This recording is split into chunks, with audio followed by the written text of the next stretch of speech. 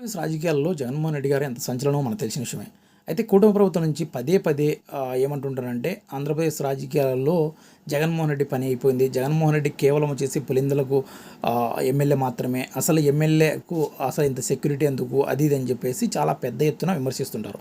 సరే, ఒకవేళ జగన్మోహన్ రెడ్డి గారు ఎమ్మెల్యే అయితే, జగన్మోహన్ రెడ్డి గారు ఒక సాదాసీదారణమైన ఎమ్మెల్యే అయితే, మరి ఎందుకు కూటమి పద్దం లేచినప్పటి నుంచి కూడా జగన్మోహన్ రెడ్డి గురించే మాట్లాడతారు. చంద్రబాబు నాయుడు గారి సభ ఏదైనా కూడా ఆయన బయటకు వస్తే ఆయన పెట్టినప్పుడు ఎవరిని విమర్శిస్తున్నాడు?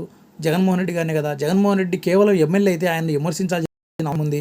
ఎందుకంటే గ్రౌండ్ రియాలిటీ అనేది అది కాదు. కాకపోతే ఇదేదో చూపించాలి, ఆ నాయకుడు కళ్ళల్లో, నాయకుడు కళ్ళల్లో పడాలని కాస్త కండకావరంతో మాట్లాడతారే తప్ప, ఎందుకంటే ఈ మధ్యకాలంలో పదే మనం చూస్తున్నాం జగన్మోహన్ రెడ్డి మీద చాలా ఇష్టానుసారంగా మాట్లాడుతున్నమాట. అంటే ఆయన దాదాపు వచ్చేసి గతంలో వచ్చేసి ప్రతిపక్ష నాయకుడు, ఆ తర్వాత వచ్చేసి దాదాపు 5 సంవత్సరాలు ముఖ్యమంత్రిగా చేసిన వ్యక్తి, అసలు కనీసం ముఖ్యమంత్రిగా చేశాడనే సోయ కూడా లేకుండా వాడు ఈడు అతను ఇతను అది ఇది అని చెప్పేసి ఇష్టానుసారంగా, అంటే వైఎస్ఆర్సీపీలో ఇంతకుముందు మాట్లాడలేదని కాదు, ఇంతకుముందు మాట్లాడారు, వాళ్ళది కూడా తప్పే, ముమ్మాడికి తప్పే. ఆ రోజు మాట్లాడారు, ఈరోజు కేసులు పెట్టించుకుంటున్నారు, ఈరోజు కోర్టుల చుట్టూ తిరుగుతున్నారు, జైల్లో కూడా ఉన్నారు. సో కాబట్టి ఎవరు మాట్లాడినా కూడా తప్పే.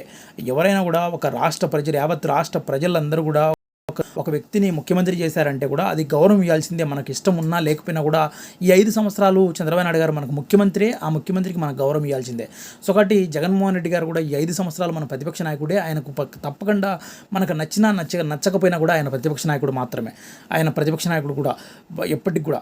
సో కాబట్టి ఇవన్నీ కూడా ఈ ప్రోటోకాల్కు సంబంధించింది. ఇవన్నీ కూడా ఇది చేసుకుంటూ పెద్ద పదవుల్లో ఉంటూ మంత్రులుగా ఉంటూ ఇష్టానుసారంగా ఏకవచనంతో మాట్లాడతాం. జగన్మోహన్ రెడ్డి ఏంటి అసలు?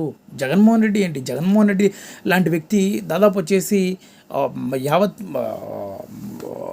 భారతదేశంలో ఉంటున్న ఒక పెద్ద పార్టీని ఢీకొని, ఆ తర్వాత వచ్చేసి ఆంధ్రప్రదేశ్లో పార్టీ పెట్టి ఎన్నో చరిత్రలు కలిగిన పార్టీలను కూడా ఓడించి ఈరోజు ముఖ్యమంత్రిగా అయిపోయి, ఆ తర్వాత మళ్ళీ ఇప్పుడు ప్రతిపక్షంలో కూర్చొని ఆ ప్రతిపక్ష పార్టీలకు నిద్ర లేకుండా చేస్తున్న వ్యక్తి జగన్మోహన్ రెడ్డి. సో ఒకటి అలాంటి వ్యక్తులు ఎందుకు ఇది అవుతున్నారు?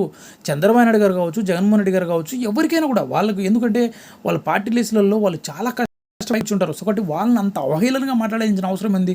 ఒకటి ఏదైనా ఒక సబ్జెక్ట్ని తీసుకో, ఆ సబ్జెక్టు గురించి చేసిన దాన్ని తప్పుపట్టు, ఇబ్బంది లేదు. కానీ ఇష్టానుసారంగా ఏకవచనంతో ఇష్టానుసారంగా మాట్లాడడం అనేది సరైన విషయం కాదు. రాజకీయంగా కావచ్చు, పర్సనల్గా కావచ్చు, చాలా దారుణమైన విషయం ఇది.